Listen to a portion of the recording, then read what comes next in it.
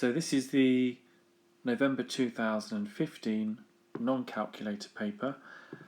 Try and look at some of the questions first and then fast forward to a particular question you want to try, and then have a look at the video, or maybe look at some of the other papers that I've done and pick a particular theme, maybe trigonometry or circle theorems or some other topic that you'll want to revise, and look at maybe 4 or 5 questions on a particular theme.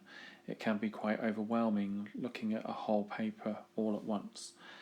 And then we've got the formula sheet here, and I've just written a few notes.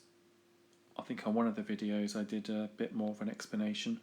So you've got the volume of a particular prism here, with a given cross section, and it would be good if you thought of a cylinder. That would help you remember the formula for that. Again, for this one here, just one thing to add, that if you did h times a here, you would get an area that wasn't enough. And if you did h times b, then you would get an area that was too much. And that's why if you do the average, i.e. divide by 2, once you've added them both up, you'll always get the area of a trapezium. Then a couple of other things. The cosine rule is just like having Pythagoras here with a little correcting factor, and then you've got the area of a triangle. It's kind of like base times height over 2, very similar, but you've got a correcting factor here of sine c. And then the quadratic equation and the quadratic formula, you've got the line of symmetry here, and you've got the discriminant. So let's have a look at the paper. Well, in this question, he's got a loan of £720 to help pay for a holiday, and you'll have to pay back the £720 plus interest of 15%. Now, there are many ways of doing this. One method is to take the 720 and times it by 1.15, and that will add 15% straight on to the 720. Or you could find 10% of 720, which is 72, and then 5%, which will be 36. So the 15% will be 108, and then add that 108 to the 720 that you started with, and you'd get £828, which then has to be divided by 12. But back to method 1, if you just look at the numbers that have significance, i.e. the 72 and the 115, just ignore the decimal point for now. If you do this multiplication, then you'll get this answer here. So you'll get 37, 38. You'll get 8280, and then you've got to realise that if you're doing this multiplication, you've got roughly 700 times 1, which is in the order of magnitude in the hundreds, not in the thousands. So you'd know to put your decimal point here and have £828. You get the same here, but we've now got to divide by 12 to get the instalments. So the method that I would use personally would be to do as a fraction, and then notice the top and bottom numbers are even, so you can halve them, and then notice they're even again, so I'd halve them again, and then I would just do 3's into 207. So 3's into the 20 is 6, 6 3's are 18 with 2 left over, and so it'll be £69 per month. You could just do 12 straight into the 828, and then 12's into the 82, well 7 12's is too much, 6 12's are 72 with 10 left over, and then 12's into the 108 is 9 again. So really the answer is £69 either way, Just make sure you've got a few ways up your sleeve to be able to do the question.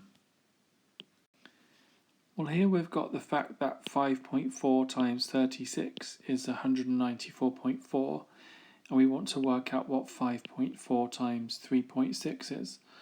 Well, there's a couple of ways you can do this. If you write out the initial question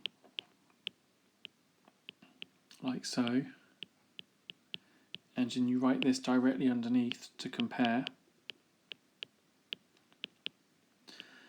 then what has changed from the original to the question in hand? Well, all that's changed is that this number's become 10 times smaller.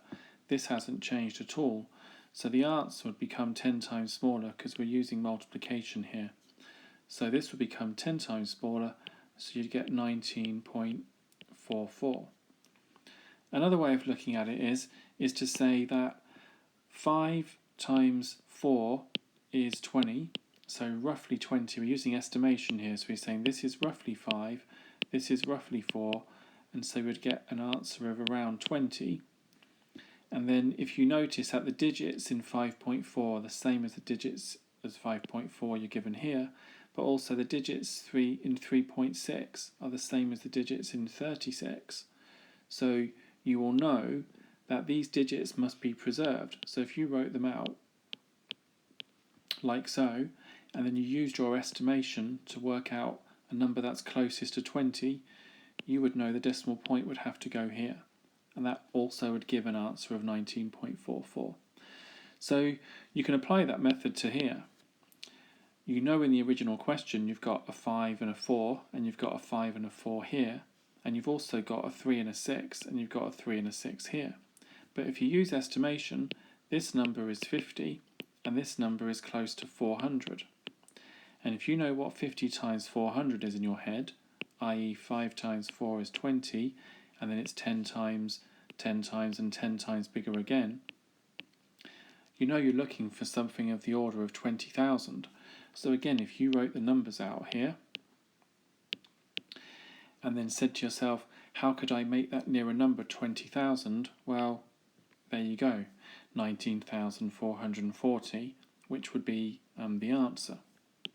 But if you're not happy with that, then you're going to have to just write out the question, the original question, which is slightly slower, and then write down what you need underneath, and then compare them. This has gone 10 times more, and this has gone 10 times more again. So really, you're timesing this number by 10, and by 10 again. That's another way of getting to the answer. So there are plenty of ways of having a look at it, but there's just a few ways for you. Now for this next question here, you've got the first 4 terms of an arithmetic sequence. All that means is the sequence goes up or down by adding or taking away the same number each time. A geometric sequence is one which goes up or down by a multiple, i.e. timesing or dividing by a number. So we're on the easy ones, which is just arithmetic, and so we look at the numbers and we see, do they go up by a certain pattern or do they go down by a certain pattern? In this case they go up by 6 each time.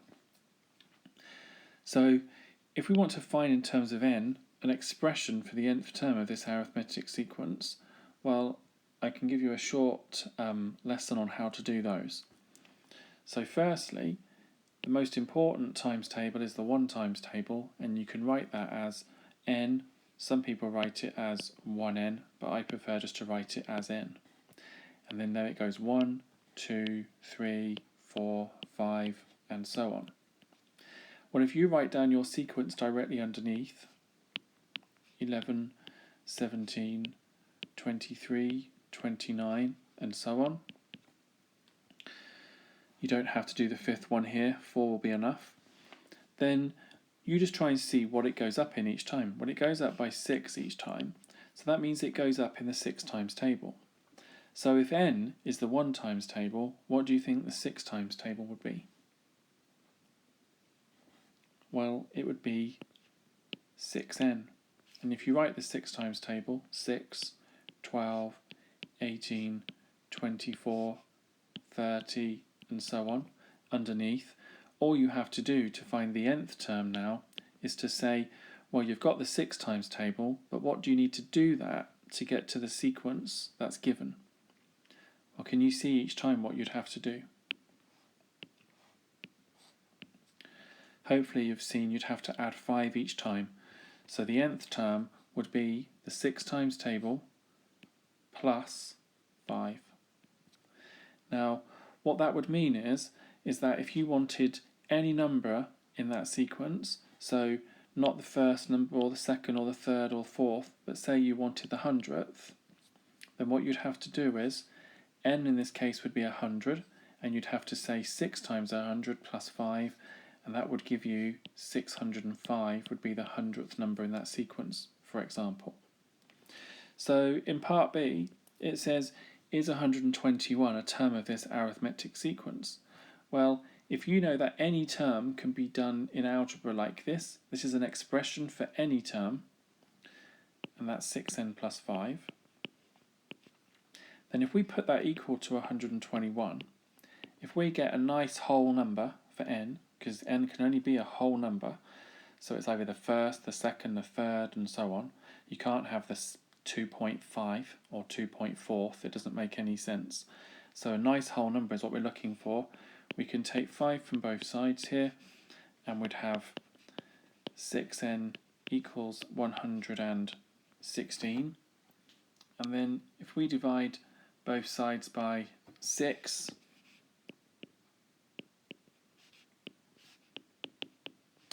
we'd get n equals 116 divided by 6, which is the same as 58 divided by 3, and 3 does not go into 58, not a whole number of times anyway.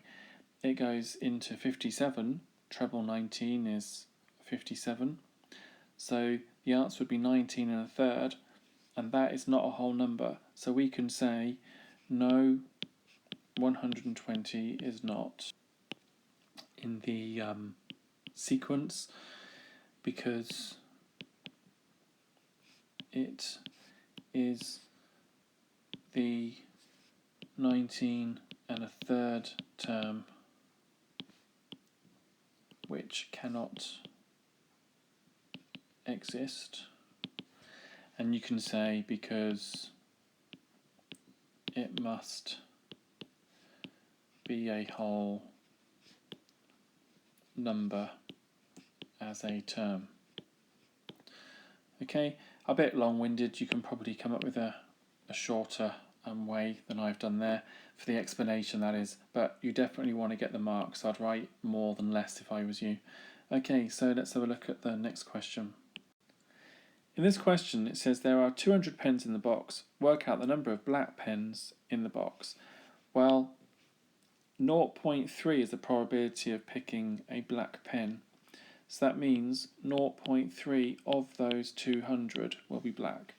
So you can work that out, hopefully. That's roughly a third of 200, which is 60 something. So if you do the 3 times the 2, you'll get the 6, and you'll know the answer would have to be 60. Another way of looking at it is 3/10 is the same as 0.3. And then you can do 10s into 200 is 20, and then you've got the 3 times 20 is 60. So either way, there's going to be 60. And then it says, a pen is taken at random from the box. Work out the probability that the pen will be green. Well, all the probabilities would sum to 1, because it would be certain that one of those colours would be chosen at least. So these here add up to, let's have a look, 0.9, which leaves 0.1 left for green. Okay, we can move on. In this question, there's a list of ingredients, and those ingredients make 8 biscuits, and you've got to work out what's the greatest number of biscuits that can be made with these ingredients here. So what I'm going to do is I'm going to just put the headings here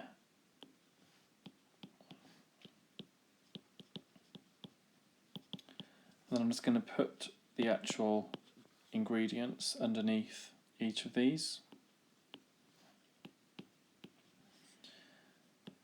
And then going to use a bit of proportion to see what's the maximum amount that can be made. So let's halve everything, and that will be 60 to 30 to 90 to 4, and halve again.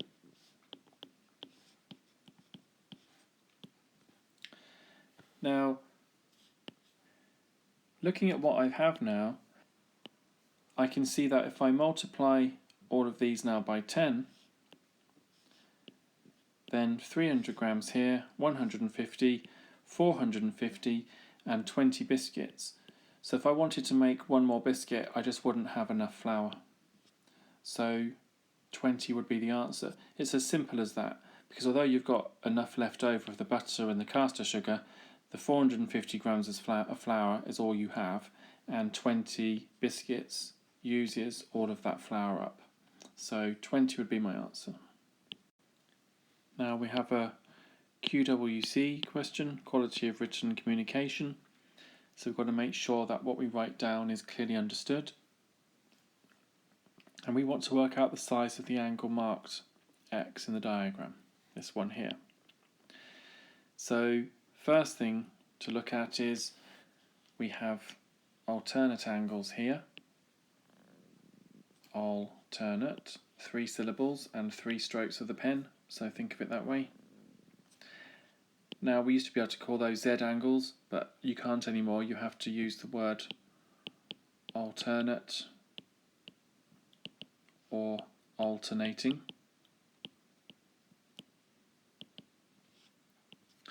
Now I would say in this case that angle EFB equals angle CBF equals 70 degrees because alternate to each other. Or you can just say alternate angles. So I can mark this one as 70 degrees in here. Now, what else can we say? Well, in the diagram, it gives something away here. These dashes here mean that these lengths are the same, which means that triangle CBF is isosceles. That's something you have to mention. And if that's the case, then this angle here is 70 degrees.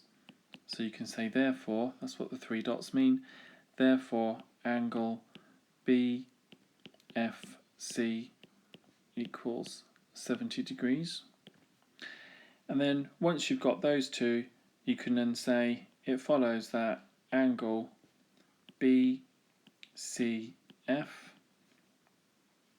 i.e. the angle we want, is 180 minus 70 minus 70 more, which is 180 minus 140, which is 40 degrees.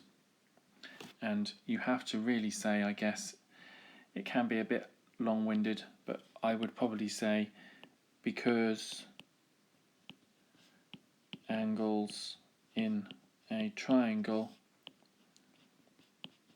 add up to 180 degrees. Okay, so that would be the answer to that question, and I think that's laid out reasonably well. For this question, you've got to write down 2 things wrong with the questionnaire that this person Martin thinks is a good one. I think one thing I would say is, if it had a box saying never, then maybe, but it doesn't, so it's definitely too vague, so I'll definitely write that down. Secondly, what else do you think is an issue with this? Well, there doesn't seem to be any particular time frame, so it doesn't say, once a week or twice a week or a month. There's no time frame, so that's definitely a fault.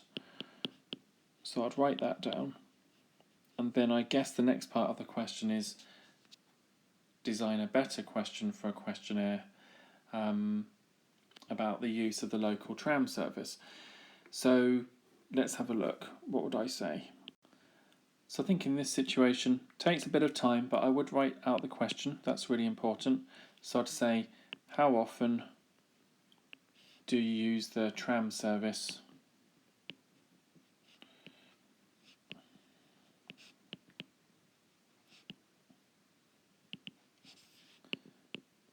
Each week, question mark, and then have some responses.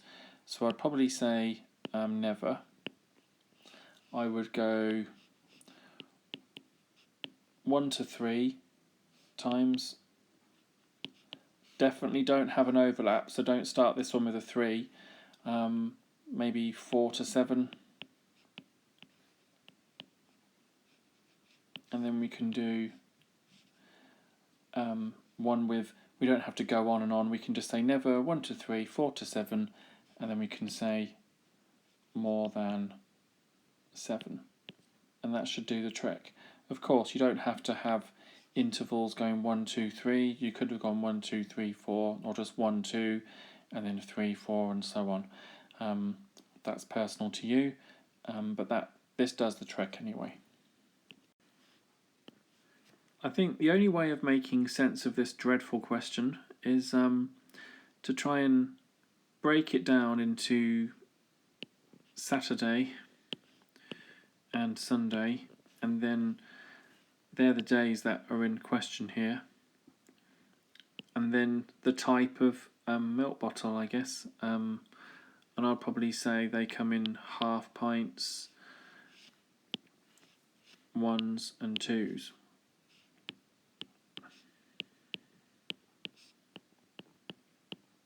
I guess whenever you see a question that's got just so many words in it, then you've just got to somehow have some clarity, and a table can do that for you. So we'll fill in some of these details here. So we know 31 for here. We can also see that 46 of the bottles were sold on Sunday. So we know there's going to be a total coming in here. So we've got a 46 down here. So we can tick that off. And it says 15 of the bottles sold on Sunday were 2-pinters. So 15 of these were 2 pints. That's that one done. And then it says 22 of the bottles sold were 2-pint bottles. So we know that's got to add up to 22. So I would say here that this would have to be 7 then. Okay, so we've got that one sorted out. So we can tick that one off. And then 30 of the bottles sold were 1-pint bottles. So we've got that on our table as well. And then we just probably need one more bit of information. And before you start to panic, because I'm not very good at these myself, I've just noticed here there was 100 bottles sold. So this one must be 54 because that was 46 here. So we've got our 100 here. Now we can fill out all the rest, because this one here, well, 31 and 7, that's 38. So what's needed to add to 38 to get to 54? That's 16. And we can work down the table because 16 and 14 makes the 30. And then there's nothing else to do because I think that's what it asked for. It says how many 1-pint bottles were sold on Sunday. So there you go, quicker than what I thought. So 14 would be the answer. I'm not going to fill the rest of the table in because we've got the desired result, so we can move on. So we have a quality of written communication again, so we've got to be careful of how we set our work out. It says Sally has to fill the container with oil, and a bottle of oil is £3.50, and it says there are 300 centimetre cubes of oil in each bottle. So I think what we can do is we can work out the volume of this container. So we can do these three lengths multiplied by each other. That's always how we can find the volume. So we've got the volume would be 30 by 50 by 40, because that's all in centimetres, and the units will be centimetres by centimetres by centimetres, which is how you get your centimetre cubes. Okay, so we can say 3 times 5 is 15, times the 4, and then we've got 10, 100, 1,000, and 15 fours are 60,000. You do that however you want to do. Some people can just do 3 times 5 in their head and get 15 and times that by 4, which is 60. But be careful, this is the quality of written communication, so however you do your multiplication is really up to you. One other way of doing it is to just have the thousands is what you need. And then you can do 4 times 5, which is 20, and then times it by the 3, and then you've got 3 times 2, which is 60,000. As long as you get there somehow and write your units down, then you're going to be okay. So 60,000 centimetre cubes is the total volume. And we know that each bottle holds 3,000 centimetre cubes. So the units are the same. So we're okay to carry on with the question now. So if we do a division sum like 60,000 divided by 3,000, then that will tell us how many bottles of oil we can actually fit into that whole container. So we can do our division here. So to divide by 10 and 100 and then 1,000, and we end up with 60 divided by 3, which is 20, and that would be 20 bottles needed. You can probably see that it's not going to be enough, but we've got to show why it isn't, and that is because if we do 20 times by the £3.50, then with a little bit of working here, which you really should show, you can say, well, 2 times the £3.50 gives £7, so 20 times the £3.50 will be £70. So we can just say, so £60 is not enough. Okay? In this question we've got to carefully expand these expressions, so you can always use a grid if it helps. So I'll put x here and x plus 2 here, and then we'll multiply these out and we'd get x squared and then 2x. Whatever you do, don't say x times 2 is x2. That doesn't make any sense at all in algebra. X squared does, however, but not x2. So you have to write 2x, and so we'd have x squared plus 2x. Let's have a look at these. Well, this first one, expanded, would give you 3y plus, well, 3 times 2, not 3 and 2. It's always multiplication, because when you've got this bracket here, this means 3 times what's inside the bracket. Okay? So, in this case, we've got 3y plus 6, and then we've got to add this part of the expression, which will be 4 times x, and then 4 times negative 1, which is minus 4. Another way of looking at it is, we had this as part of our expression, and we had a positive times a positive, which gave us 4x, then we had a positive times a negative, which gave us our negative 4. That's another way of looking at it. But what do we have? Well, we've got 3y's, we've got no more y's at all, so we're definitely going to have 3y. We have a 6 take away 4, which is plus 2, and then we have our 4x here. So you can say 3y plus 2 plus 4x. Most mathematicians would do it in alphabetical order. I'm not sure why that is, but it's always the case, especially in the answers in textbooks. So I would probably say the mark scheme would say 4x plus 3y plus 2. So that's probably what the mark scheme would say. In this part, we've got to expand and simplify. So let's do a grid. Let's enlarge this a little bit. So we get the grid done, and we'll do 2t minus 3 here. Doesn't really matter which side it goes. And then t, and we'll put the signs in here so we don't get confused. So we've got t times 2t, that's 2t squared. So we can definitely write that down.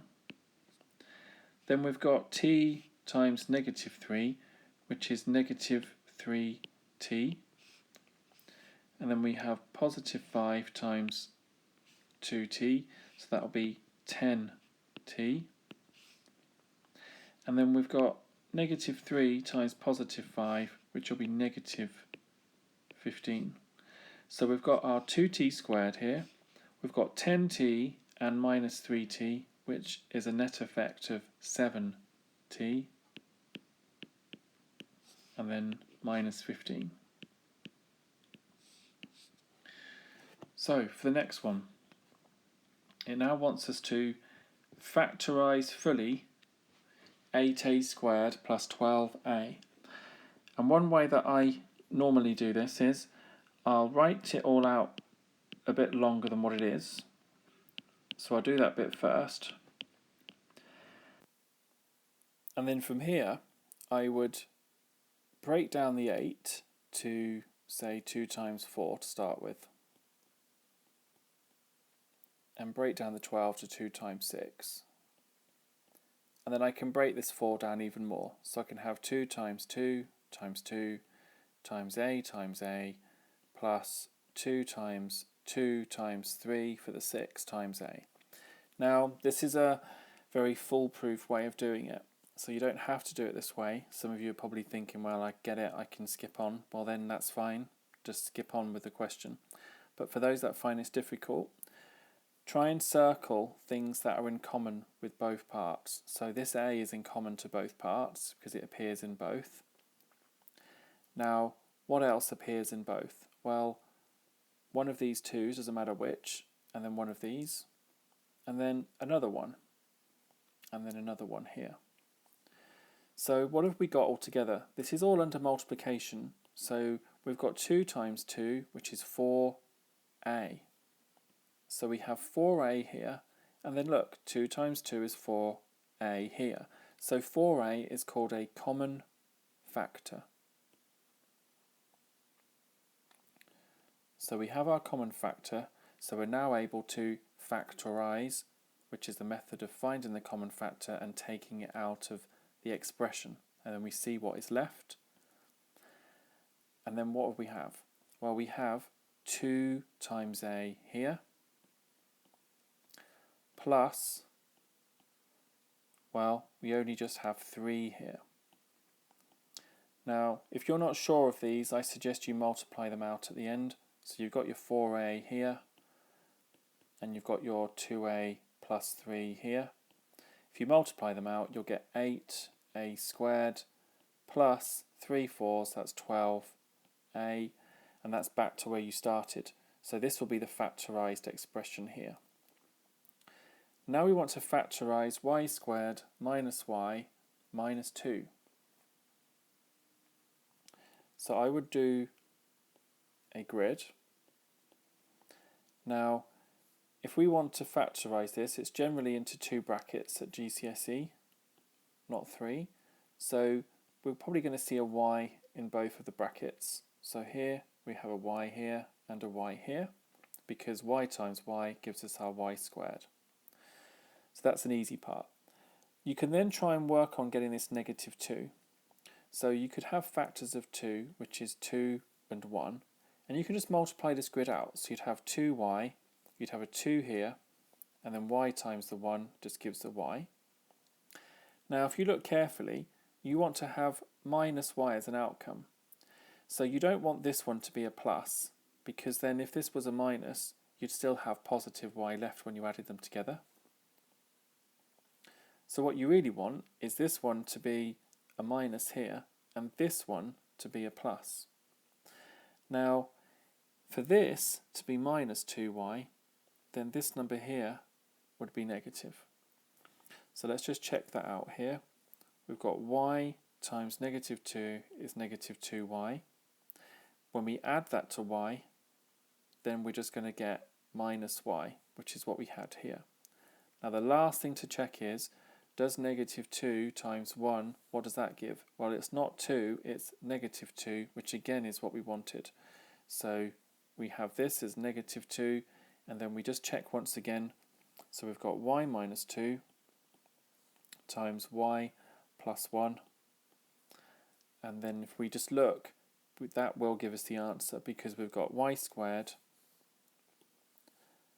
minus y and then minus 2.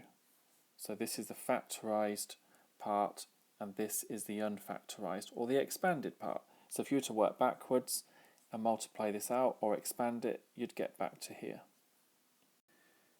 In this question you've got that the airport is on a bearing of 330 from a London airport.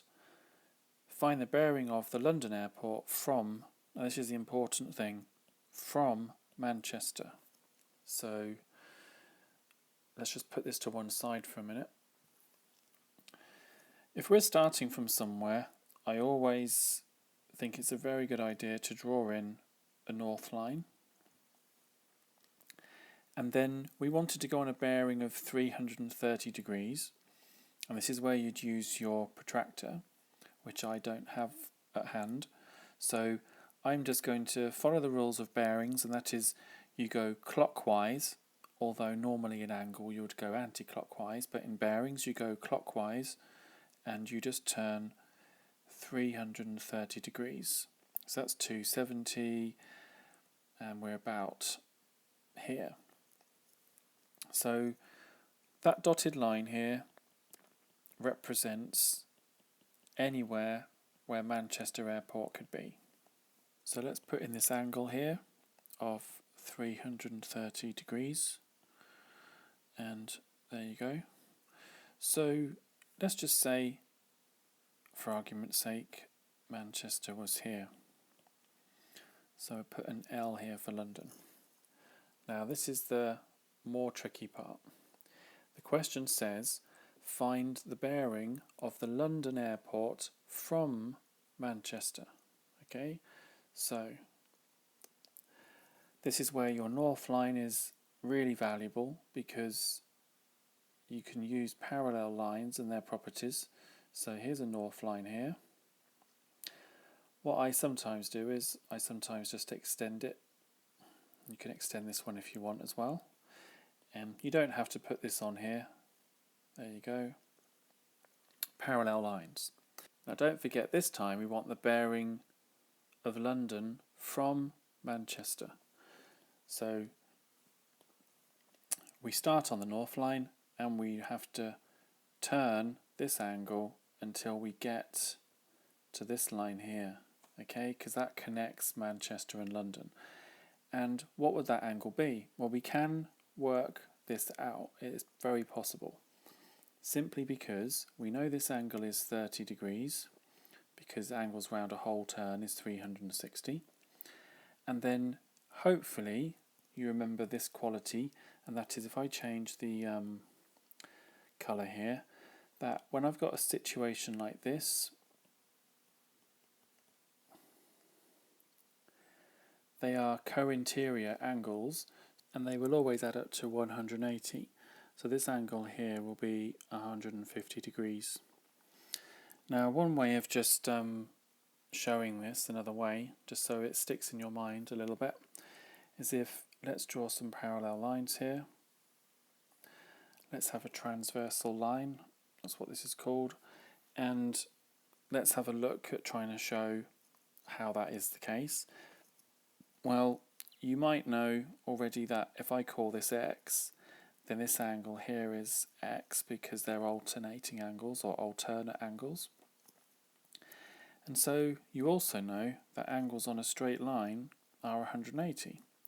So this angle here would have to be 180 minus x, because together these two would add up to 180. And then because, I'll change the colour here, because this angle here is alternate to this angle here, then this also is 180 minus x, and these two add up to 180. Now, hopefully you can notice that this angle and this angle are co-interior, and if you add 180 minus x and x together, well, the minus x cancels with the plus x, and you're just left with 180. Same for this one. What's 180 minus x and x? Well, the x cancels with the minus x, and you're left with 180 again. So look out for co-interior angles. They're quite important, and in bearings especially important. Now, let's get back to the diagram. The question said find the bearing of the London airport from Manchester airport, and we've found it. It's 150 degrees, and we must write that as a 3-figure bearing, like so. So let's have a look at the next part of the question. It says the London airport is 200 miles from Manchester airport. A plane leaves Manchester airport at 10 a.m. to fly to the London airport. The plane flies at an average speed of 120 miles per hour. What time does the plane arrive at the London airport? So if it goes at 120 miles in 1 hour, okay, they're the kind of units you want to use, miles per hour, okay, and we want to somehow see how long it's going to take to go 200 miles.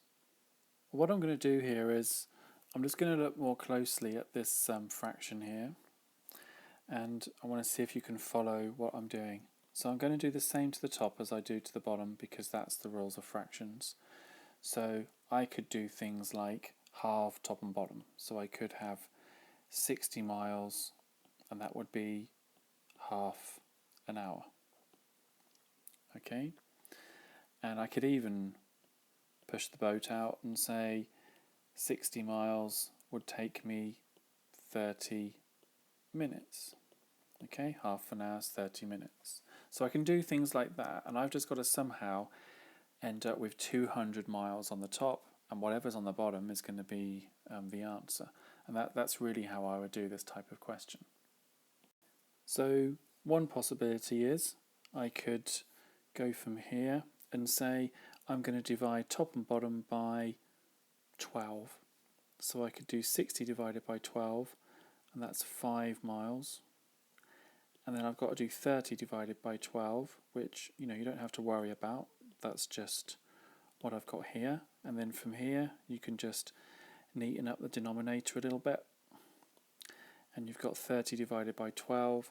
Well, what goes into 30 and what goes into 12? Well, you could divide top and bottom by 3. So 30 divided by 3 is 10. And 12 divided by 3 is 4. And then from there, you could say, I'm going to neaten up 10 quarters, and you could have 5 miles in 5 over 2 minutes, which is 2.5 minutes. But the interesting fact about this is I can get now to 100, because I can times top and bottom by 20, so I could have 100 miles in, well, what's 5 halves times 20 in terms of minutes? And you should be able to see that it's 100 miles, and then you can either do 2's into 20 is 10, and then 5 times 10 is 50 minutes. And now you can see that I've got 200 miles, just double the top and double the bottom, in 100 minutes. And it's this 100 minutes that you can say is 1 hour and 40 minutes. So fractions can be your friends, definitely, in most cases when it comes to this kind of work. That was just one way of getting there. And to be honest, I just wanted to show you a nice way with fractions. But I think, being good with number is one thing, but if you're not quite that good at number, then maybe you can try looking at it this way. So if you said, let's get this pen right. If you said it's 120 miles in 1 hour, then what you could say is, if you divide top and bottom by 120, then you would have 1 mile in 1/120th of an hour, and then just times top and bottom by 200, and then you would have 200 miles in 200 over 120 hours. Now, just go through that one more time. From here to here, we divided top and bottom by 120. And then to get from here to here, we times both sides by 200, top and bottom. And then this will be the key, this will be our answer. So what's 200 divided by 120? Well, that's 100 over 60, which is 10/6, which is 5/3, which is 1 2/3. Now, 1 is the 1 hour that we had here. And the 2/3, well, 1/3 of an hour is 20 minutes, so 2/3 will be 40 minutes. So that's another way you can do it, and I'm sure you've got other ways. If you haven't, then just try and think about being inventive with your numbers, and you will get there with practice. There's plenty of questions like this that come up over the years. For this question, we've got to complete the table of values to begin with. Now, personally, I would want to start drawing the graph first because I can see certain things that I would use, i.e. the intercept here, and I would use the line of symmetry minus b over 2a. But I guess for a majority of students they wouldn't do this, so I'll leave that to one side for now, and I'll just do what the question is asking. So in this case, if x equals 0, then we can see we do get the intercept here, so that's just going to be 2. And if x is 1, then we would have 1 squared minus 3 times 1 plus 2, which would give us 1 minus 3 plus 2, which is going to be 0. Now we're going to look at 2, so we're going to have 2 squared minus 3 times 2 plus 2, which gives us 4 minus 6 plus 2, which is again 0. And I think that's where a lot of students would start to worry. However, some of you have probably noticed that if you think of this as your symmetry line, and this is why I looked at minus b over 2a, so minus 3, which is 3, over 2a would give the line of symmetry as 1.5, which is exactly what I've got here. So it's no surprise that we see a 0 either side here, and then a 2, and then we would say 6, wouldn't we, by the line of symmetry. So let's just see and test if that's true, because those who don't know the line of symmetry, they'll have to put the values in instead. So it would have 4 squared minus 3 times 4 plus 2, which would be 16 minus 12 plus 2, which is 4 and 2, which is 6 required. Okay, so multiple ways of approaching this question, depending on whether you're coming from it at an A star level or a CB level. But if you want to know more about the line of symmetry, then just look up on Google line of symmetry or on YouTube and you'll see plenty of clips on it. Now we've got to actually draw the graph.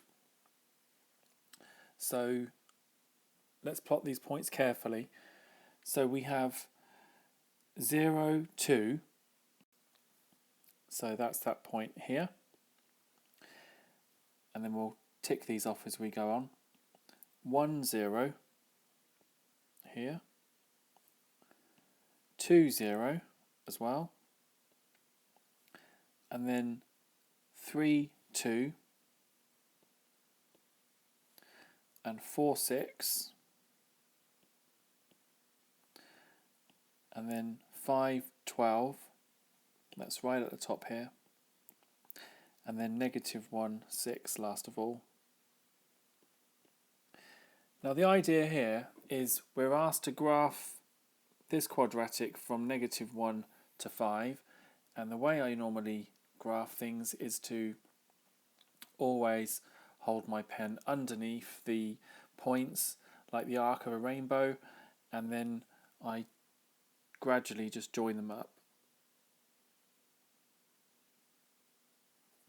And then turn the page, without making errors obviously, turn the page and then think carefully here. We don't want to see this, okay, because quadratics are perfectly smooth, they don't suddenly go linear, so it wouldn't be this. And if you don't like that, just leave that bit out for now and then do the other bits here. And then think to yourself, what do you think will be happening between here? If it's going to be carried on being a curve, then really there'd be a slight curve to it like so, and then we join these points up. I can probably do that a little bit better, like so. Okay, and then you've got your nice quadratic graph here, perfectly smooth. Then it says find estimates for the solutions of the equation. Well, this equation looks different now to what we started with, because we had an equation y equals x squared minus 3x plus 2. So if I write that here on the side, so y equals x squared minus 3x plus 2, that's the actual graph of what we've got. Now, we want to see how x squared minus 3x plus 2 here is equal to 4.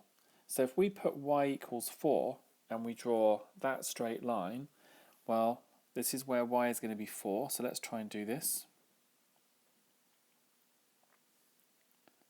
So here we go. I can move this. So that's the line y equals 4, and that means that the y value is 4 no matter where we are on this straight line here. So if we're looking at solving this equation here, which I'll just write out again so you can all see it,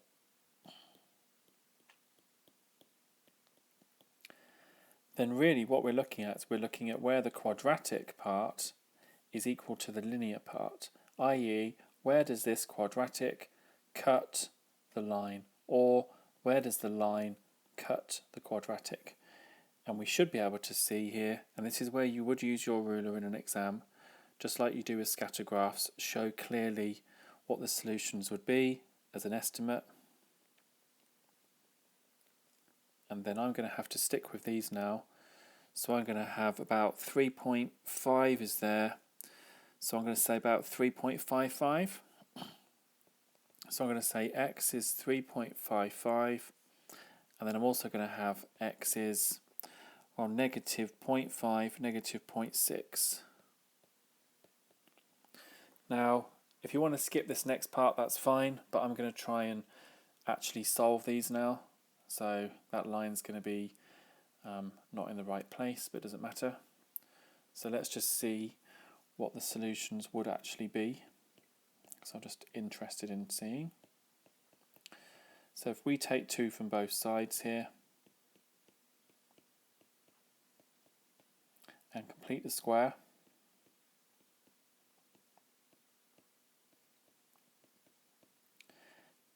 and let's change this 2 into 8 quarters, and then if we add 9 quarters to both sides, we'll have 17 quarters, square root both sides, and we'd have plus or minus, don't forget, that's the square root, has a plus or a minus part, and then over 2, and so x would be 3 over 2, which is the line of symmetry, plus or minus the square root of 17 over 2, which is the same as having 3 plus or minus root 17 all over 2. So just out of interest, we've got no calculator, so we don't need one. Square root of 17, well, the square root of 16 is 4, so we'll go with, say, 4.1. Now if we do 4.1 add 3, we'll get 7.1, and 7.1 halved is 3.55. So that seems reasonably good by estimation, and we'll keep with the root 17 being about 4.1.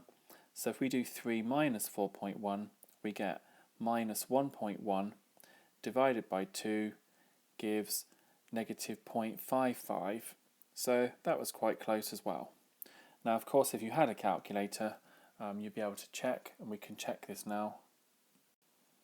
And on the calculator, one of the solutions seems to be to 2 decimal places 3.56 to 2 decimal places, and the other one is 3 minus 17 to the power 0.5, and then divide that by 2. X is also negative 0.56 to 2 decimal places. So when I was 16, 17, I think I would have done this exactly the same way. If I was revising, I would have wanted to have done the question in as many possible ways, just to try and see which method was the best. Sometimes a question, you can answer it, but it doesn't really reveal all the maths involved. So if you can do completing a square, well, why not practice and see? The question didn't ask for that though, because it said give an estimate, and generally what I read from that is it would say use the graph. Now, looking at it again, I guess what you could do is you could use another method and then find the estimate, but I don't think that's what the question is really asking for here.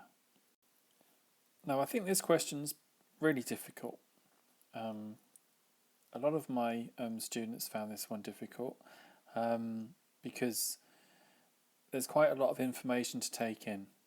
Now, let's just think about the mean of all of the sweets in total. And I would use a little bit of algebra here, but just very simple algebra. So I would say maybe P1 plus P2 plus all the way up to P18 represents the packets, and then the boxes B1 plus B2 all the way up to the 12th one. That's all the packets and all the boxes. Okay. Now, if we have the number of sweets in those packets and boxes all together, and we divide by how many of them there were, i.e. 18 of the packets and 12 of the boxes, that's got to be 30 in total. And it says that the mean number of sweets in all the 30 packets and boxes is 14. Now, I don't particularly like the way it says the number of sweets in all the 30 packets, because you might think there's 30 packets. It just means in all the packets and boxes, which is 30 of them in total. Okay, so sometimes the way you read it, maybe my reading is not brilliant, but I kind of see things sometimes that aren't there in a sentence, and that's the hardest thing in maths, I think, with these types of questions. You just got to take the information. So there's the 18 packets, there's the 12 boxes. If I add them all together and divide by 30, I'm going to get a mean of 14. So that's one bit of information. The next bit of information is crucial. It says the mean number of sweets in the 18 packets is 10. So if we had the first packet plus the second one and so on up to 18, added all those packets up with the sweets in them, divided by 18, because there's 18 packets, it says the mean is 10. Now that's really useful because I hope you can see that if I multiply both sides here by 18, then I'm going to get a situation where P1 plus P2 plus P18 is 180. So we now have enough information to work out the answer to the question. So let's have a look. We're asked quite clearly at the end to work out the mean number of sweets in the boxes. So we know this information here, that's 180. So this part here, we know that's going to be 180, so I'll just write that in over the top. And that means we can actually work out this, okay? So what would we do to this equation here? Well, hopefully you'd see if we times both sides by 30 and then took away 180, we'd end up with this part here. So that's exactly what I'm going to do. I'm just going to do that working out and then everything will come clear now. So we'll have 180 plus B1, B2, all the way up to B12, and that's equal to 14, and then I've got to divide this by 30. So if I times both sides by 30, I'm going to have 180 plus all of these is, well, 3 14s are 42, so it'll be 420. I'm then going to take away 180 from both sides.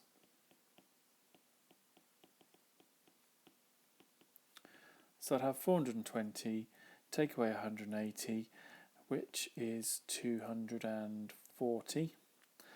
So that's really all the information I need now, because if you think carefully what it's asking for here, it says work out the mean number of the sweets in the boxes. And we know that to find out the mean for the boxes, we'd have to add up all the sweets in those boxes, which we now know, which is 240, divide by how many boxes there are, which is 12, and there we go, our answer is 20. So that's the mean number of sweets in the boxes. So quite a tricky question. There are plenty of other ways of doing it, I'm sure, but that's probably my favourite way because it's just really logical and it works every time. So let's have a look at this question here. It looks very complicated, but we've got two keywords here. That's octagon and pentagon, and they're both regular. So I'm going to start off by looking at the centre of the octagon, and nice easy thing about that is this angle here we can work out. It's just going to be 360 divided by 8, which is 180 divided by 4, which is 90 divided by 2, which is 45 degrees. So I can write that one in here.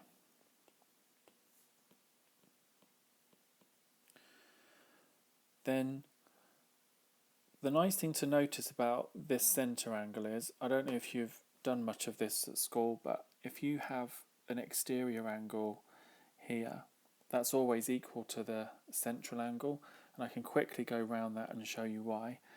This is an isosceles triangle and the base angles are the same, so there'll be 135 between them, so basically this one and this one will add up to 135 because angles in a triangle are 180.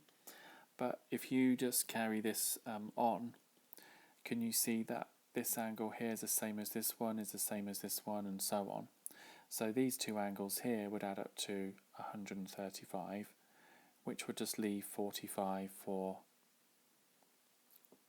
this one here, just like I said. So the central angle and the exterior angle are going to be the same for any regular polygon. Okay, so that's one good thing to know. Now, if I know that, then I can start using that knowledge closer down to where the x is here. I only did this working here because it doesn't mess up this diagram here so much.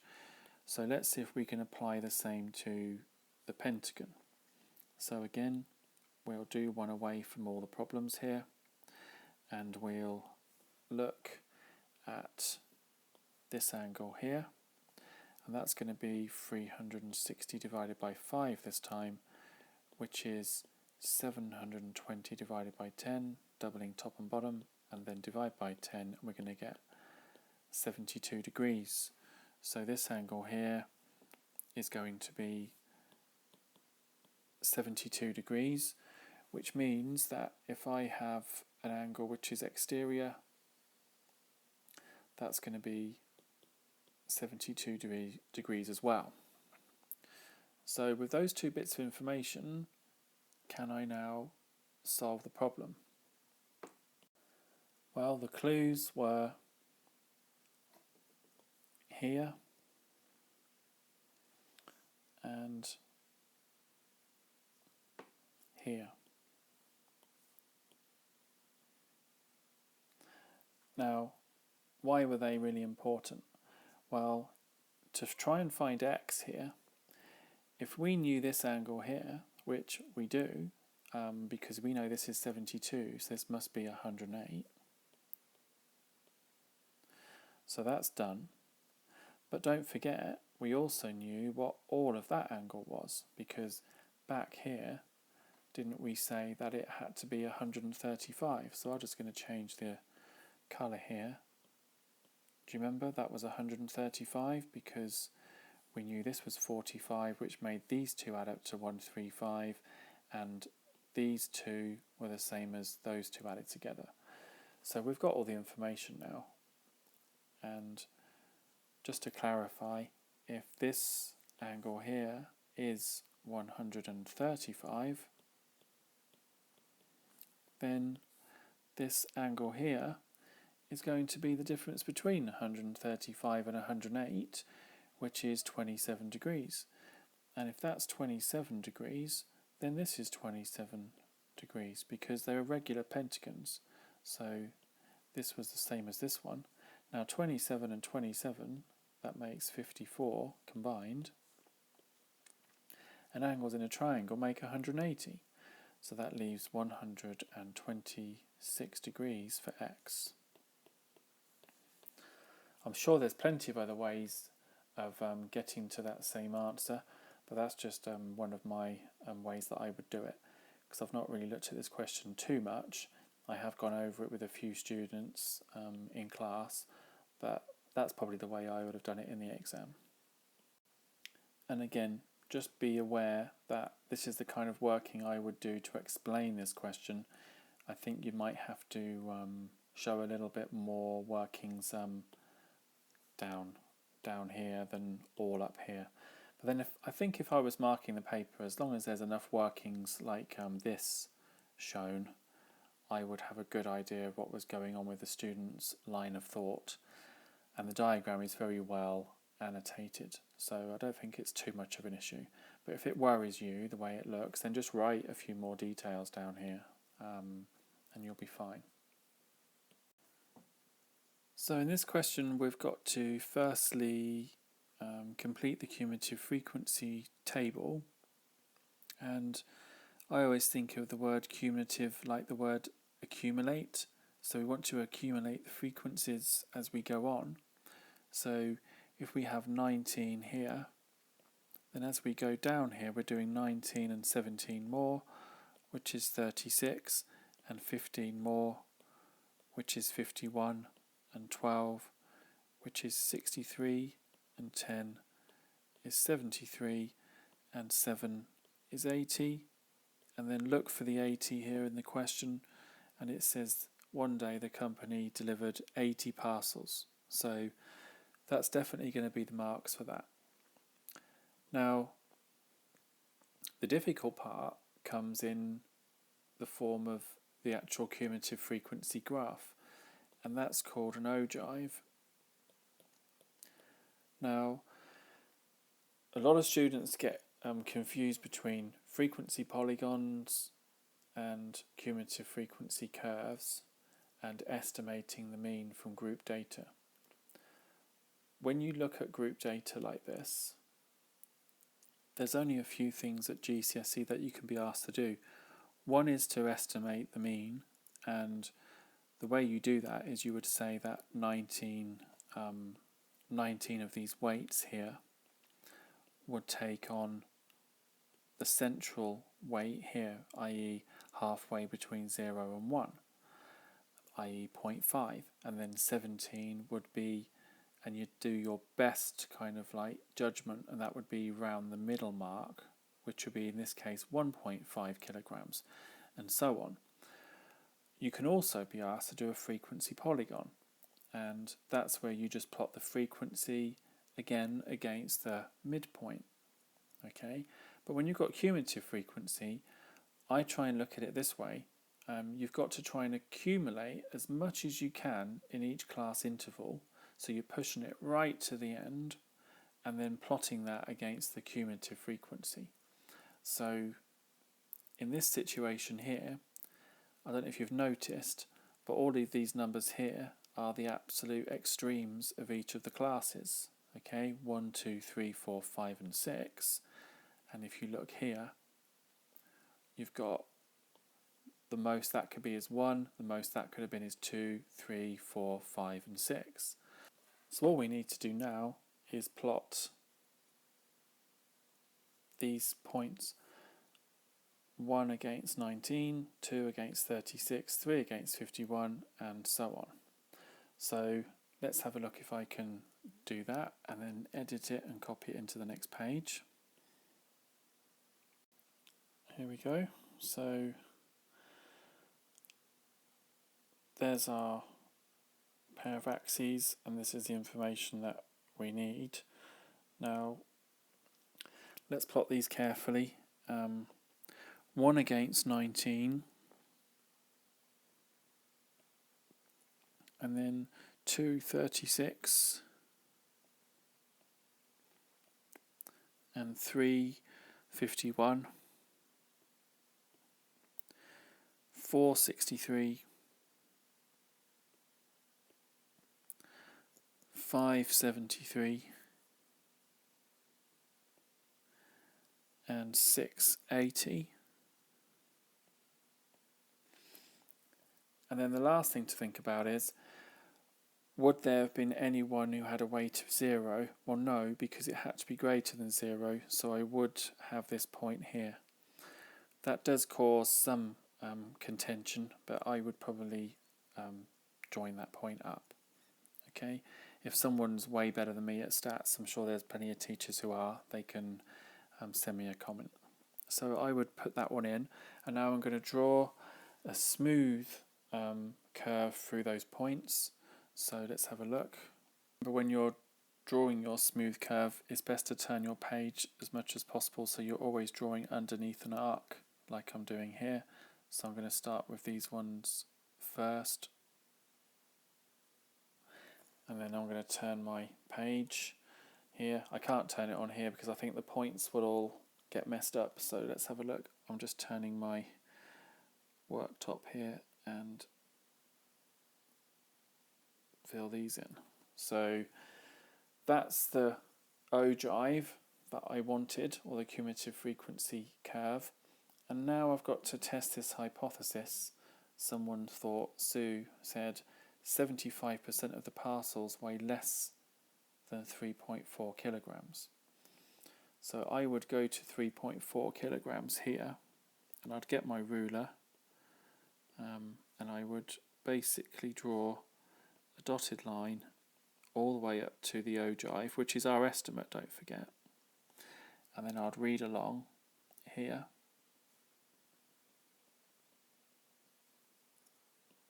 And that seems to me to be around the 56 mark. So that's telling me that 56 out of those 80 parcels would weigh less than 3.4 kilograms, because don't forget, weighing less is going down this way, so this would have to follow suit. So 56 out of 80, well, that would be the same as 28 out of 40, which would be 14 out of 20, which is 7 out of 10, and you all know that 7 out of 10 would be 70%. So I think my last comment that I would write would be, is Sue correct? I'd say no, because only 70% of the parcels weighed less than 3.4 kilograms. And I have to say, it's irritating having to write all of that out, but you really must, because that star's there for a reason, and we all know what that means as well. Okay, so not too bad a question, but you've really got to be accurate, and you've really got to take the time where it's necessary. There's no rushing this type of question. Here we've got a question that looks quite difficult, but if you just read carefully, they have the same perimeter. So the perimeter of this trapezium, if we just start somewhere, then we can have 5x, and then another 7x minus 2, another 5x, and then back to the beginning again with another 9x minus 2. And then that's going to be the same as the perimeter of this shape. So it does say it's a rectangle, so we're going to have 2 lots of 5x plus 5, if you will, plus 2 lots of 4x. So we've just got to solve that linear equation. So a bit of simplification. We've got 12 and 5, that's 17, and 9, that's 26x, minus 2 more, and then 2 lots of 5x is 10x plus 10 plus 8x. I'm going to simplify this right hand side here, so that's going to give 18x plus 10, and then here I had 26x minus 4. I'm going to take 18x from both sides, and that would give me 8x minus 4 equals 10. And then from here I'm going to add 4 to both sides,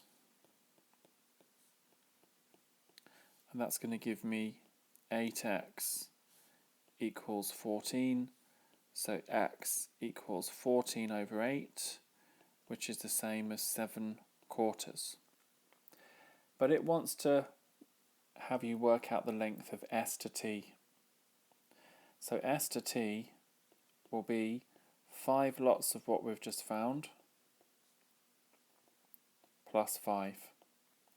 Now you can either have decimalised 7/4, which is 1 3/4 or 1.75, and you could have put that in here. I'm just going to keep it as a fraction. So we're going to have 35/4 plus, well, 5 is 20/4, so we're going to have 55/4, and that's what I'd leave my answer as. I'm sure that's perfectly allowable. However, some of you, if not most of you, wouldn't do that. You'd probably want to go on further, which is increasing the chance of making a mistake, and it's always the case with algebra. A fraction is absolutely fine. It doesn't say work out the length of st as a decimal, but if we want to do 4s into 5, that's 1 left over. 4s into 15, that's 3 4s are 12 with 3 left over. 7 4s are 28 with 2. So if that makes you feel better, then 13.75, but just be warned that you're increasing the chances of a mistake. But like I said, you could have put 1.75 in here instead. But again, you still have to times 5 by 1.75, which for some of you can be tricky. So just watch out for this one. Simple on the surface, but room for errors along the way. Well, in this question, we've got a pair of simultaneous equations, and the first one looks a little unfamiliar, but if you just follow the rules of algebra, then everything's going to be fine. So if you times both sides by 3 to get rid of this denominator here. Then what you'll end up with is 6x plus 9y equals 2. And then we can write the other simultaneous equation underneath and then go from there instead. So I don't normally label these, but I will just for the sake of explaining. So we'd label these A and B. Now if you look at the first equation, how many x's do we have? Well, we have 6. And in the second equation we have 3. So let's just double B, equation B. So we'll just write that here. And what we'll have is 6x minus 8y equals 36. And we'll call that equation C. Although I have to admit, in an exam I probably wouldn't label these A, B and C. So if we just get rid of this one here, for now, just for sake of actually explaining how this works, can you see here that we've now got the same amount of x's here as we have here?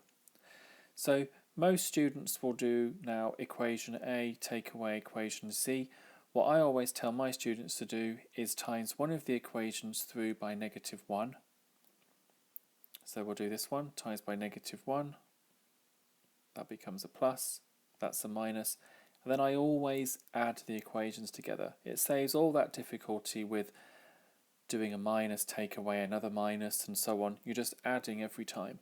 So if we add A and C together, so A plus C, that gives us no x's at all, 17 y's, and then 2 minus 36 is minus 34.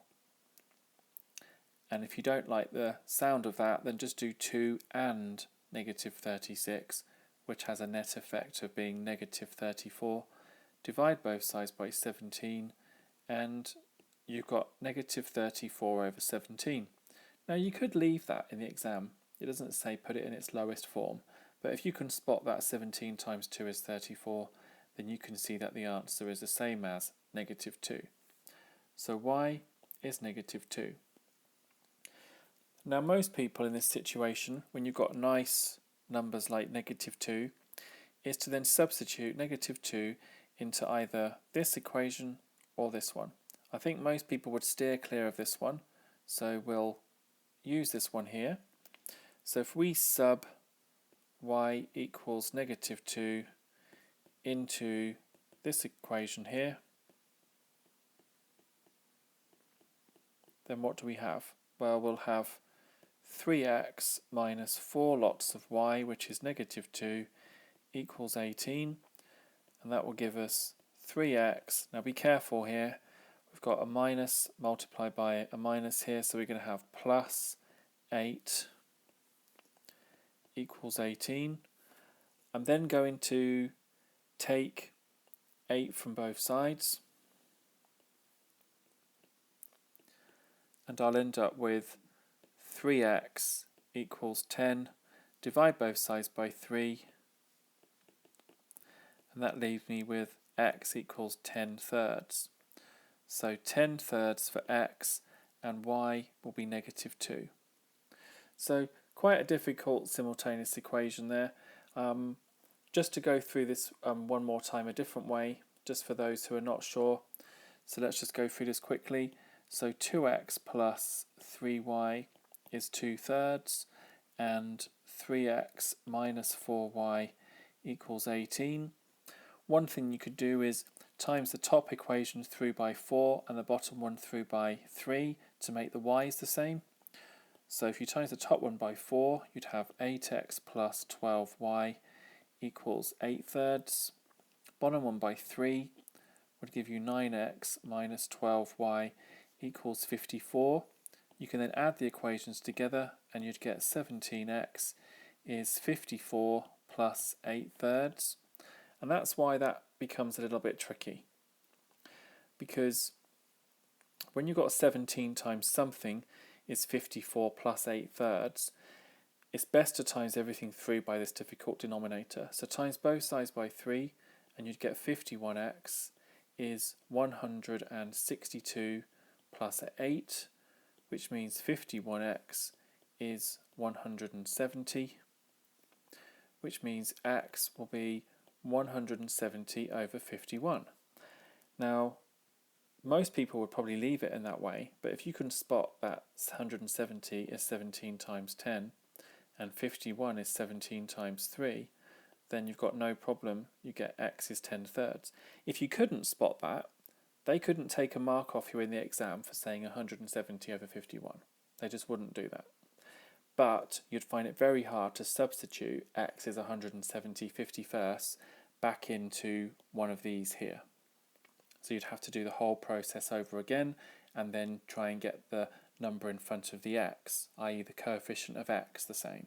So there are basically numerous ways of approaching this type of question, and you just have to build your confidence with simultaneous equations and it will come true in the end.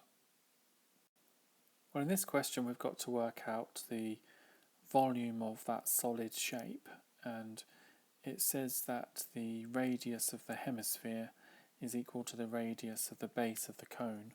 So what it's really saying is that they share this radius here. Now the cone's height is 10 centimeters, that's good, and it tells you even the volume of the cone is 270 pi centimeter cubes. So I'm pretty much sure that means you've got to try and find the radius first. So what I would do is I would try not to peek at the formula sheet because we're not actually doing the real exam here. So try and think, can you remember what the volume of a cone is? I'll give you a clue. If you can imagine a cylinder here, if you had a cone put inside it that had the same height, then you could actually melt down that cone 3 times and it would fill the entire cylinder up. So the volume of the cone would be 1/3 of what the cylinder would have been. So we're going to call this R now. So we're going to say 1/3 of what the volume of the cylinder would be. So 1/3 times pi times radius squared, which is this part, times the perpendicular height, not the slant height, which is this, but the actual perpendicular height going straight up, which is 10.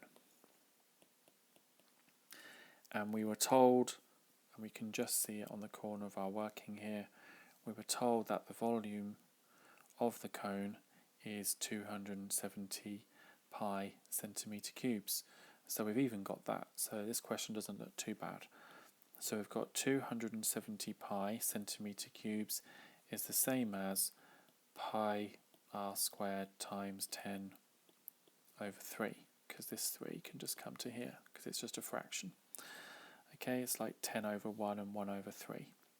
So we times both sides by 3, and 3 27s is 81, so we've got 810 pi equals pi r squared times 10. And then what we can do is we can divide both sides by 10, and we can divide both sides by pi, and we'd be left with 81 equals the radius squared. Now normally if you had r squared is 81 in some kind of equation, you would say r is plus or minus 9, but we know this is an actual length, so we're just going to say r is 9. Okay, that'll be in centimetres. So we can go back to our diagram now, and we can write this in 9 centimetres. So all we've got to do now is find the volume of a sphere, halve it, and add it to what we had before, which was 270 pi, wasn't it? Centimetre cubes for the cone. So can you remember what the volume of a sphere is? Well, it's 4/3 pi r cubed. So if we want the volume of the hemisphere, i.e. half of it, we want 2/3, because if you want to halve 4/3, you can either say halve the numerator, and that's 2/3, or you can double the denominator, which will be the same here as 4/6, which is 2/3 anyway. So that could cause a bit of confusion. I think the best way to say it is, I've got 4/3 and I want half of that, which is 2/3. So I'd go with that. So 2/3 pi r cubed. But we know what the radius is. We know that it's 9. So the volume of our hemisphere is going to be 2/3 times pi times 9 cubed. And 9 cubed is 9 times 9, which is 81, times 9, which is 729. And if you don't know that, you can just do 9 times 9 times 9, and then you can do 9 nines is 81, and I'm sure you can do 81 multiplied by 9. Just do a little times table sum. So this 3 can be a little bit annoying if you don't know that 3's go into 729. You should know it because 3 goes into each of these numbers, doesn't it? So 3's into the 7 would be 2, remainder 1.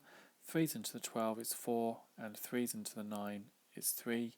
So they cancel nicely, and you're left with 2 lots of 243, which is 486 pi, and that's centimetre cubes.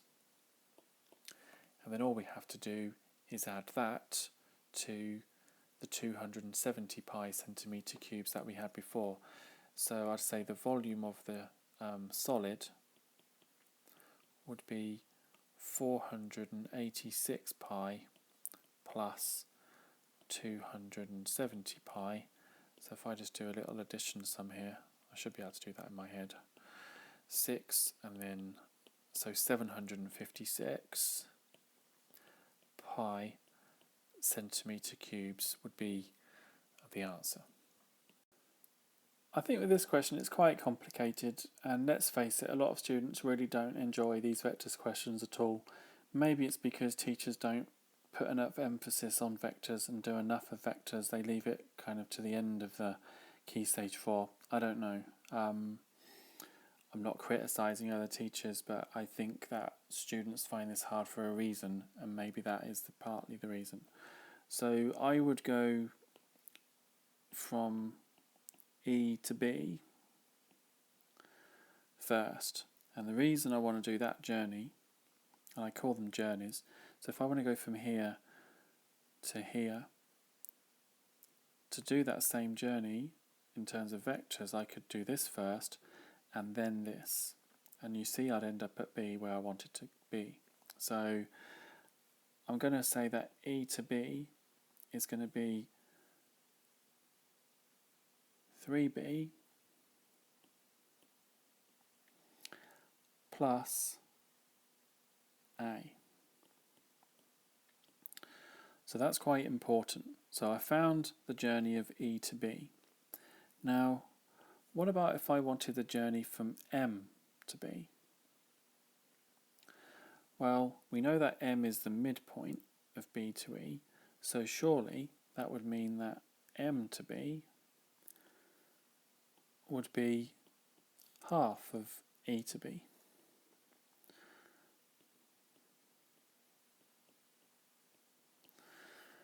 Now, once I've got those two facts, I can then start really trying to introduce this A to M. Okay, so let's have a look at that.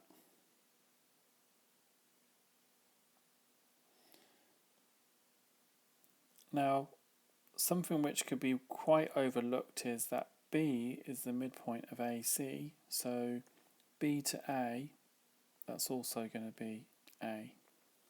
Okay, so that is very important. So let's do the journey now from A to M. And that's going to be, this journey from here to here is the same as taking this journey, which is minus A plus B to M. Okay, which is the opposite direction of what M to B is. So I'll do that again. A to M, going from there to there, is the same as saying go minus A and then from B to M, which is the opposite direction of M to B. So we just put a minus in front of this. So we'll have A to M is minus A minus a half of 3B plus A. Now here's the clever part. I'm now going to try and see what it would be like to go from A to D now. Now on the diagram you would assume that A through to M to D would be a straight line, but this is not accurately drawn, so you're not going to get that situation happening. Okay, so you won't see A, M and D on the same straight line if you put a ruler through those points. Okay, you've got to try and prove using vectors that it's indeed true. So they're not putting this accurately drawn for a reason. Okay, so why have I done from A to D? Well, I'll find it first and then I'll tell you why afterwards. So A to D, that journey would be, let's think, A to D, it's the same as going minus A is minus 2A minus 2B. Okay, so we've got minus 2A minus 2B. Now, here's the thing that clinches showing AMD as a straight line.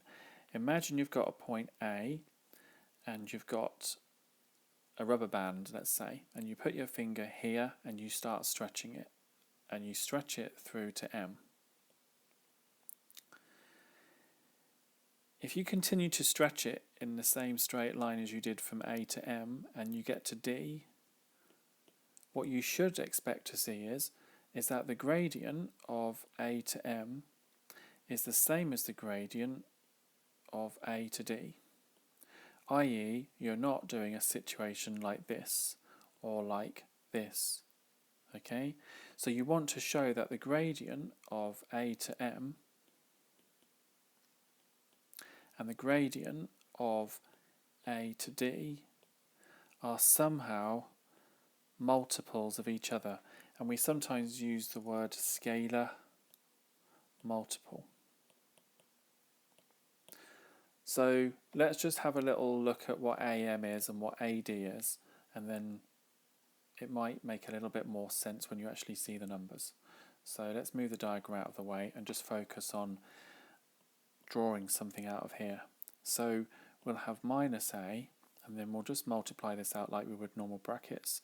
So we'd have minus 3 over 2B, and then minus a half A. And then that would be the same as, we've got minus A minus a half more, which is minus 3 over 2A minus 3 over 2B.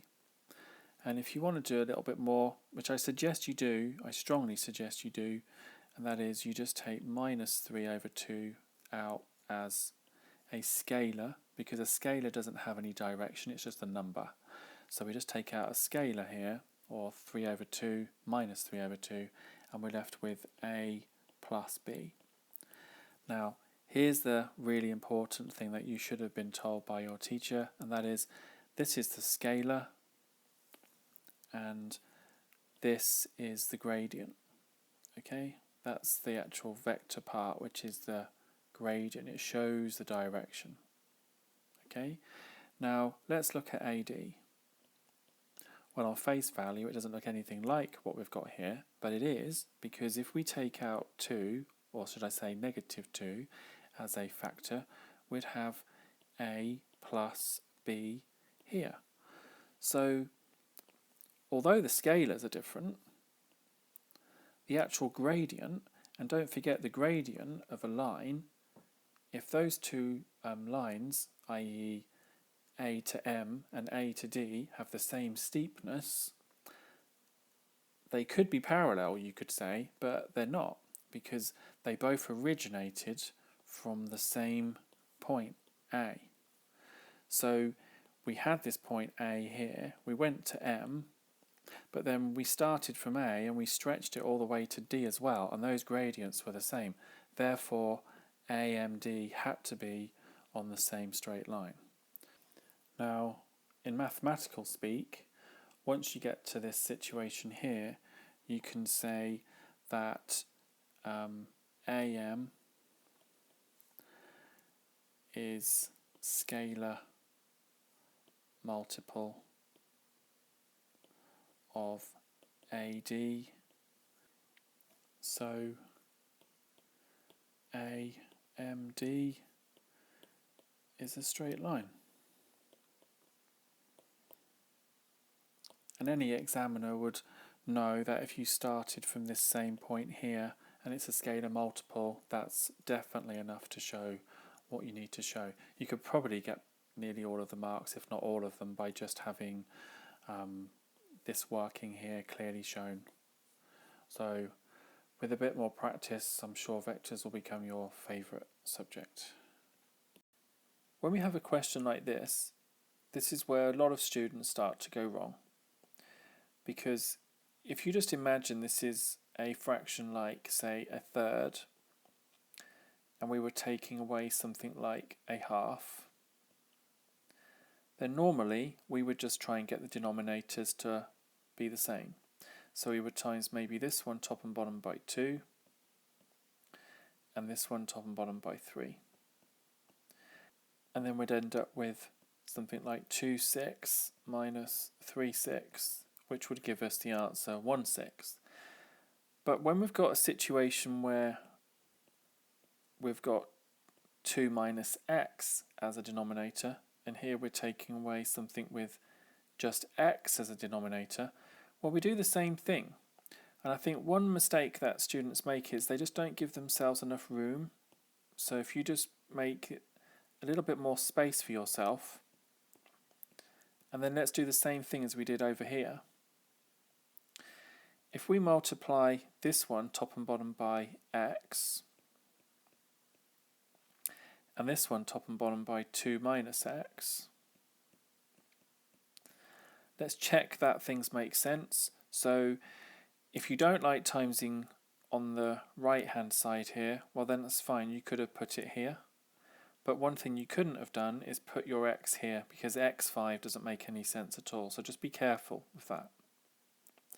So we can put a little dividing line here if we want, because what we end up with is x divided by x is just 1, that's why we were allowed to do it in the first place, and 2 minus x divided by 2 minus x is also 1, hence why we're just left with 4 minus x. So what have we got left? Well, we've got 5x here over, and you can change this x round if you prefer. And then here we're going to have 4 lots of 2 minus x over, now look, the same denominator. So that means you can have a common denominator. Now, what have you actually got here? You've got 5x of these minus 4 lots of 2 minus x of them as well. And then what's that going to be the same as? Well, the common denominator stays, and you're left with 5x minus 8, and be careful here, plus 4x. And that's the same as 9x minus 8 all over that common denominator. So that was quite a challenging question. There are other ways of doing it. That'll do for this way for now, but try and practice it other ways if you want to do it a different way. That's up to you. But to be honest, I think a lot of students who just cross multiply don't always understand fully what's going on. So you can do that, but as long as you're well practiced at cross multiplication, then go ahead and do that. That's good. So what have we got now? Well, we've got to make y the subject of this formula. So this is definitely an A grade type of question. So what I think we're going to do is we're just going to times both sides by this denominator here, y plus 2. So we're going to times both sides by y plus 2. And that would give us t lots of y plus 2 equals 2 minus 3y. Then we're just going to multiply out the bracket. And we have ty plus, and don't say t2, doesn't make any sense. That's 2t equals 2 minus 3y.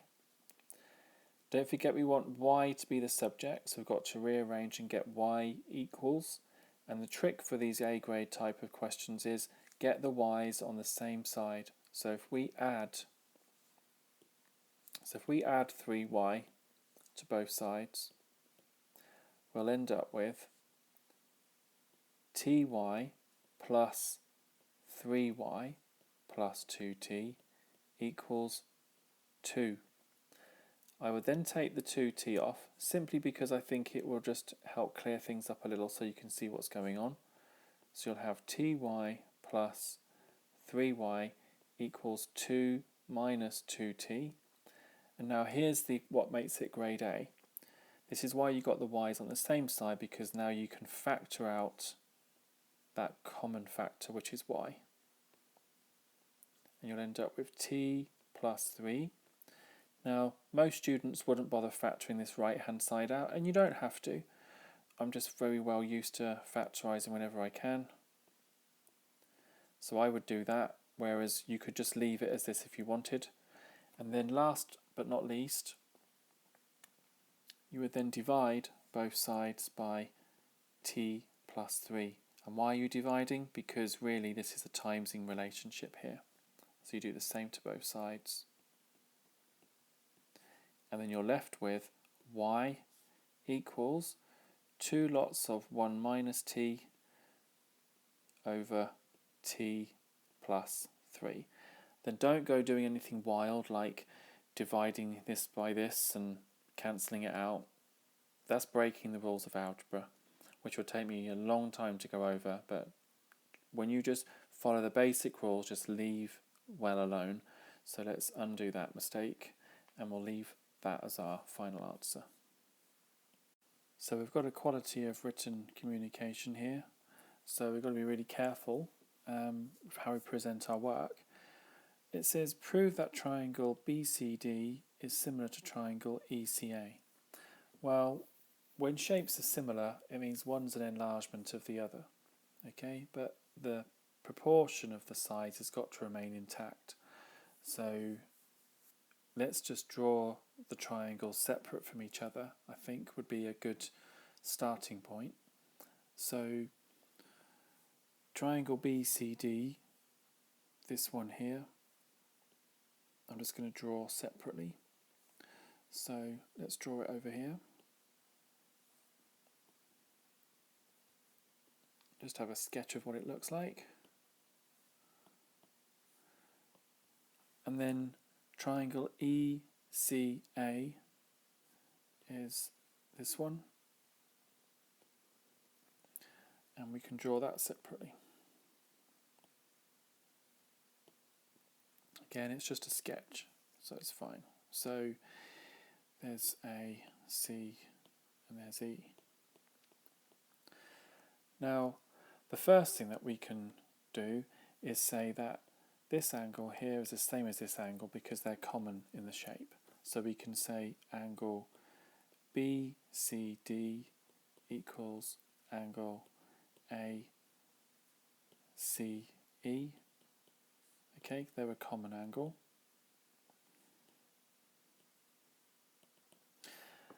And the next thing we can look at, and this is where the circle theorem comes in, because the tricky part of this question is you see the circle and you try and think circle theorems and then you're sidetracked by having to prove something. So let's look more closely at the shape we started with. And if you draw a centre here, then is it not true that this angle, call it x, and this angle, call it 180 minus x. Now why have I done that? Well, you should remember that opposite angles in a cyclic quadrilateral add up to 180. So if we looked at this shape here, it's a quadrilateral. It's cyclic. Just think of bicycle and its wheels. It's cyclic because it's trapped inside the wheel. Think of it like that. So opposite angles of a cyclic quadrilateral add up to 180. Now, how does that help us? Well, it definitely gives us one of the angles here. It gives us this one here, angle being 180 minus x, which I can put straight in here. Okay. Now, what else do we know from the diagram? Well, we know that this here, A, B, C, is a straight line. Okay, so we also know that this angle here is 180 minus x. So we can go back to our diagram and we can fill that in here.